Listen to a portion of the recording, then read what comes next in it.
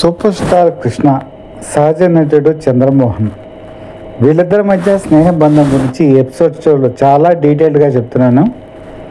నాకు తెలిసినంత వరకు చాలా విషయాలు యూట్యూబ్లో కానీ వేరే పుస్తకాల్లో కానీ ఎక్కడ కూడా లేవు. మరి మీ దగ్గర ఎలా ఉన్నాయి, మీరు ఎలా చెప్పగలుగుతున్నారంటే, పద్మాలయ స్టూడియోస్లో సూపర్ స్టార్ కృష్ణ దగ్గర కూర్చొని 2006 సంవత్సరం దగ్గర నుంచి నేను చాలా సంవత్సరాలు ఈవినింగ్ టైమ్స్లో ఆయన కలవటం, జనాంతికంగా చాలా విషయాలు నాతో మాట్లాడటం, అవన్నీ రికార్డ్ చేసుకోవటం. అందుకని చాలా విషయాలు పబ్లిక్కి తెలియనటువంటివి నా దగ్గర ఉండిపోవడం, అవి బుక్ వేద్దామని చెప్పి నేను చాలాసార్లు అనుకున్నాను. కానీ ఆయన అనేవారు అన్నమాట, వినాయకరావు అని చెప్పేసి ఒక జర్నలిస్ట్ ఉన్నారు, ఆయన వేస్తున్నారు, ఎందుకు అది మీరు వేయటం, ఈసారి ఎప్పుడైనా సరే మళ్ళీ మనం చూద్దాంలేండి అని చెప్పి అనేవారు అనమాట. అందుకని నేను బుక్ వేయటం మానేశాను.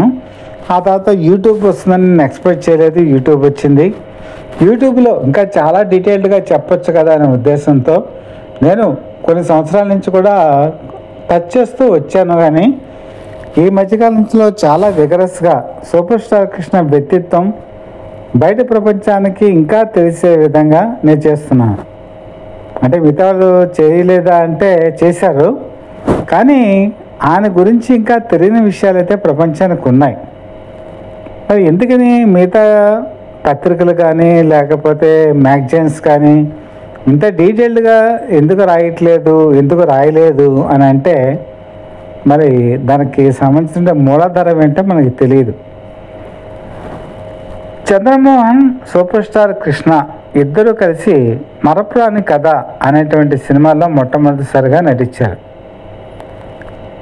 వీళ్ళిద్దరూ చాలా మంచి నటులు, అందరికీ తెలిసిన విషయమే. రంగుల రాట్నంలో 1966లో ఎంటర్ అయినటువంటి చంద్రమోహన్, 1965లో తేనిమల్స్లో ఎంటర్ అయినటువంటి సూపర్ స్టార్ కృష్ణ. కృష్ణకు ఉన్నటువంటి ఒక మనస్తత్వం ఏంటంటే, ఎవరైనా సరే నటిస్తూ ఉంటే వాళ్ళ నటన ఎలా ఉంది అని చెప్పేసి అబ్జర్వ్ చేసేవాళ్ళు. చంద్రమోహన్ నటన కానీ అతని నటన శైలి కానీ చాలా అద్భుతంగా ఉంది. సహజ నటుడు, నాకు తెలిసి బోర్న్ ఆర్టిస్ట్ చంద్రమోహన్. ఇది నేనన్నమాట కాదండి, చాలామంది దర్శకులు అన్నమాట. కృష్ణ కూడా ఇది అబ్జర్వ్ చేశారు. వాళ్ళిద్దరి మధ్య స్నేహం అనేది ఒకటి ఏర్పడింది. తర్వాత సినిమాల్లో ఆ స్నేహబంధం పెరుగుతూ వెళ్ళింది అనుకోండి, అది వేరే విషయం. ఒకరోజు మధ్యాహ్నం ఢూండి దీనికి ప్రొడ్యూసరు, అందరికీ కూడా లంచ్ బాక్స్ వచ్చేసాయి. కాకపోతే షూటింగ్ అనేటప్పటికి ఎలా ఉంటుందంటే, కరెక్ట్ టైంకి వెళ్ళి భోజనం చేయడానికి అవ్వదు. చంద్రమోహన్ కొంచెం ఖాళీగా ఉండేటప్పటికి వెళ్ళి భోజనం చేశారు. కృష్ణ, వాణిశ్రీ వెళ్ళేటప్పటికి వాళ్ళ క్యారియర్స్ అన్నీ కూడా ఖాళీగా ఉన్నాయి. వాళ్ళ ఖాళీగా ఉన్నామంటే క్యారియర్స్ ఏంటని అడిగితే అవి కూడా చంద్రమోహన్ తినేశారు. దాంతో వాణిశ్రీకి చిర్రెత్తుకు వచ్చింది, అదేంటి నా క్యారియర్ చంద్రమోహన్ ఎలా తినేస్తారో, పర్మిషన్ అడగ అనుకుంటాని అనేప్పటికీ కృష్ణ వాణించి వెంటనే తన ఫ్రూట్స్ అవి ఉంటే తన కార్లో అవి తెప్పించి అడ్జస్ట్ చేశారు. ఇక్కడ కృష్ణ ఆలోచించింది ఏంటంటే, వాణిశ్రీతో చెప్పింది కూడా ఏంటంటే, ఒక మనిషి తింటాడు, ఒక డబ్బు అనేది అన్లిమిటెడ్, మీరెంత ఇచ్చినా కూడా డబ్బు ఎంతైనా తీసుకుంటాడు, కానీ భోజనం మాత్రం వాళ్ళ కడుపుకి ఎంత సరిపడుతుందో అంత మాత్రమే తీసుకోగలడు. చంద్రమోహన్ ఒక క్యారేజ్ తింటాడు, 2 క్యారేజీలు తింటాడు, 3 క్యారేజీలు తింటాడు, నచ్చింది భోజనం, కానీ అంతకుమించి తినలేడు కదా. తిన్నప్పుడు తిన్నామండి, మనం ఎందుకు అలా అడ్డుకోవాలి అని చెప్పి డ్యూటీకి ఎందుకులే చెప్పడం అని చెప్పేసి మేనేజ్ చేశారు. అది కృష్ణకు ఉన్నటువంటి మనస్తత్వం. చాలామంది మీరు యూట్యూబ్లో చూడండి, ఇంటర్వ్యూస్లో చంద్రమోహన్ గురించి అన్యాపదేశంగా మా క్యారియర్ ఆయన తినేశారని ఏదో రకంగా చెప్తారు.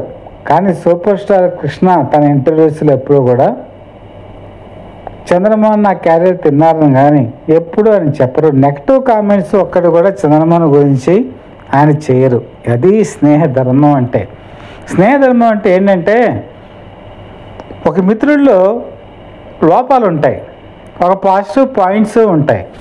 లోపాలని మర్చిపోయి పాజిటివ్ పాయింట్స్ని గుర్తుపెట్టుకొని స్నేహాన్ని కంటిన్యూ చేయడమే గొప్పతనం. సూపర్ స్టార్ కృష్ణ, చంద్రమోహన్ వాళ్ళిద్దరి జీవిత పయనం తొలినాళ్ళ నుంచి చివరి వరకు కూడా కలిసి ప్రయాణం చేశారు, కలిసి ఎన్నో సినిమాలు చేశారు. ఒక కష్టం, ఒకళ్ళ సుఖం, ఒకళ్ళ కన్నీళ్ళు, ఒకళ్ళు దాన్ని తుడిచేటువంటి విధానం, ఇవన్నీ కూడా ఇద్దరు కలిసి చేశారు. ఇది ఇండస్ట్రీలో ఉన్న వాళ్ళందరికీ కూడా తెలుసు. ఏమంటే ఏం చేశారండి, అంత కష్ట సుఖాలు వాళ్ళు ఏం పంచుకున్నారు అని అంటే, సూపర్ స్టార్ కృష్ణ సాక్షి సినిమాలో విజయనిర్మలతో ప్రేమలో పడ్డారు. 1969లో ఫిబ్రవరిలో తిరుపతిలో మ్యారేజ్ జరిగింది. ఆ మ్యారేజ్కి చంద్రమోహన్ కూడా అటెండ్ అయ్యారు. దాంతో సినిమా ఇండస్ట్రీలో కొంతమందికి కోపం వచ్చింది. అసలు చంద్రమోహనే పెళ్లి చేశారు, ఆల్రెడీ కృష్ణకి పెళ్ళైంది కదా, ఇతర ప్రోత్సాహం ఉంది, వాళ్ళ కుటుంబాన్ని విచ్ఛిన్నం చేయడానికి చంద్రమోహన్ ఈ పని చేశారని కొంతమంది గ్రిడ్జ్ పెట్టుకొని ఏం చేశారంటే, దాదాపు రాత్రికి రాత్రి చంద్రమోహన్ కొన్నటువంటి సినిమాలన్నీ కూడా తప్పించారు. పొద్దున లేచి చూసేటప్పటికి ఒక్కొక్క సినిమా తను చేయి జారిపోయింది. ఏం చేయాలో అర్థం కాలేదు, కారణం తెలియదు, చెప్పట్లేదు. చివరికి ఇండస్ట్రీ సోర్సెస్ ద్వారా నెమ్మదిగా తెలిసిన విషయం ఏంటంటే, కృష్ణకి మద్దతుగా ఆ సినిమా పెళ్ళికి అటెండ్ అయినందుకు తనకి ఈ పరిస్థితి వచ్చింది అని. జనానికి ఎవరైనా ఏం చేస్తారు, కృష్ణ అలాంటి వాళ్ళు కాకుండా ఉంటే ఇంకా అతను ఆ పెళ్ళికి వచ్చాడు, అతని సినిమాలు పోయే మనం ఏం చేస్తామని వదిలేస్తారు. కానీ కృష్ణ మాత్రం ఆ పని చేయలేదు. తన వల్ల తనకి సినిమాలు పోయాయి కాబట్టి తన ప్రొడ్యూసర్స్కి, తన డైరెక్టర్స్కి, తన బ్యానర్లో వచ్చే సినిమాలకి వరుస పెట్టి చంద్రమోహన్ని బుక్ చేయడం ప్రారంభించారు. ఎప్పటి వరకు అండి, దాదాపుగా 200 సినిమాల వరకు కూడా ఆయన ఎప్పుడూ కూడా తన చేయి వదిలిపెట్టలేదు. 200 సినిమాలు దాటిన తర్వాత కూడా చంద్రమోహన్ బుక్ చేశారు.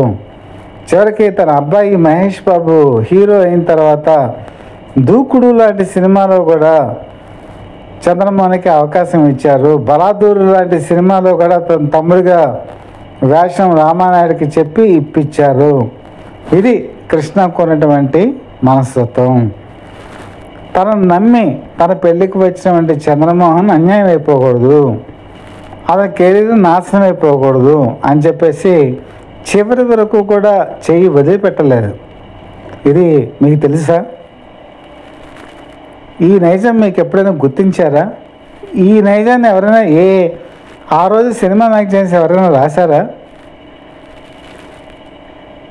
కృష్ణ ఎప్పుడు బయటకు చెప్పుకోవాలా, నేను ఆ పని చేశాను, ఏ పని చేశాను, నేను వాళ్ళకి హెల్ప్ చేశాను, వీళ్ళకి హెల్ప్ చేశాను అని ఆయన చెప్పుకోవాలా. ఆయన చెప్పుకోవడానికి ఇష్టపడలేదు.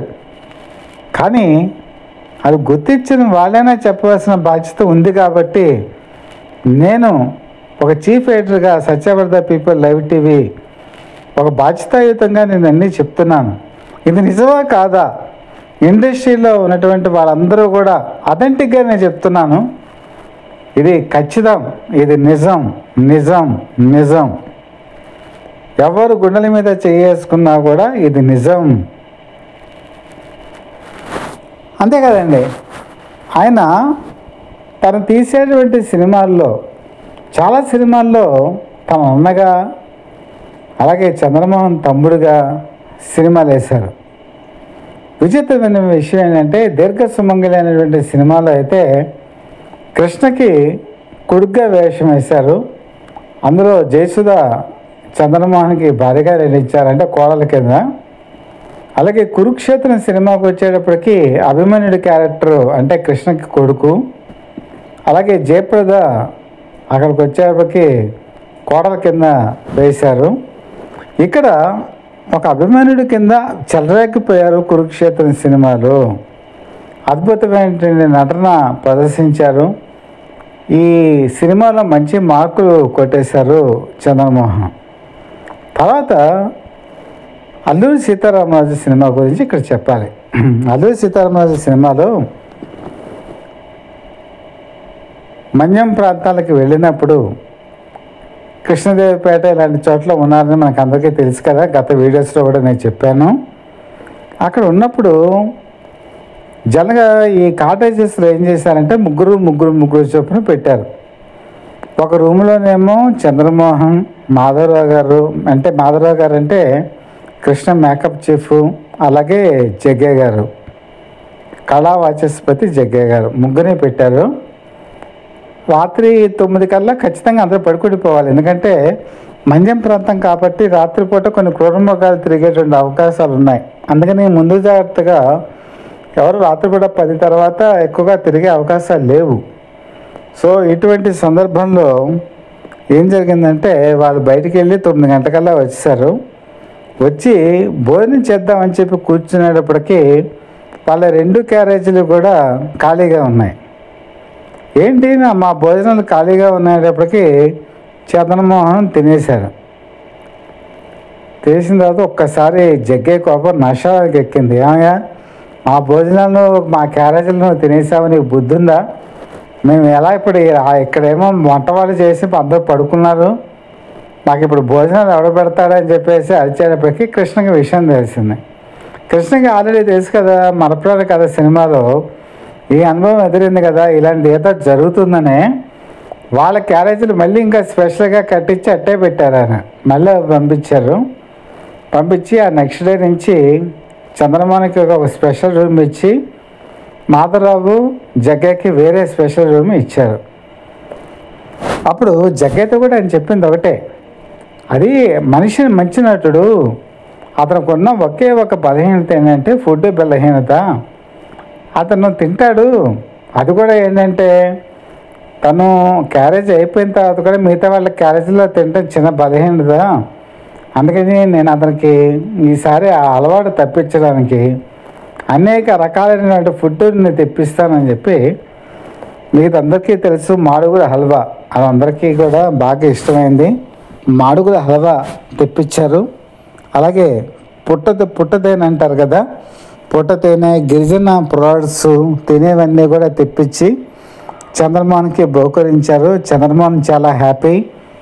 అక్కడ ఉన్నటువంటి 45 డేస్ కూడా ఆ ఫుడ్ ప్రోడక్ట్స్ అన్నీ కూడా చాలా హ్యాపీగా తినటం జరిగింది. ఈ విధంగా చంద్రమోహన్ మనసరికి కడుపు నిండా తిండి పెట్టినటువంటి వ్యక్తి సూపర్ స్టార్ కృష్ణ. అలాగే తన సినిమా వేషాలు కరువైనప్పుడు కూడా సినిమా వేషాలు ఇప్పించి అతని నట జీవితానికి కొత్త మలుపు ఇచ్చినటువంటి వ్యక్తి కూడా super star Krishna. Alluri Sitaramaraju cinema తర్వాత సూపర్ స్టార్ కృష్ణ నట జీవితం ఒడిదుడుకు లోనైంది. దాదాపు 14 సినిమాలు ఫ్లాపులు. అలా కృష్ణ మళ్ళీ ఇండస్ట్రీలో నిలదొక్కోలేడా, లేకపోతే బురిపాలెం వెళ్ళిపోతాడా అని వెక్కిరించిన వాళ్ళు కూడా ఉన్నారు. అలాంటి తరుణంలో అతను చేపట్టినటువంటి ప్రాజెక్టు పాడి పంటల్లో తన తమ్ముడి కింద చంద్రమోహన్ మీద నమ్మకం ఉంచి పూర్తిగా నెగటివ్ షేడ్స్ ఉన్నటువంటి క్యారెక్టర్ ఇచ్చారు.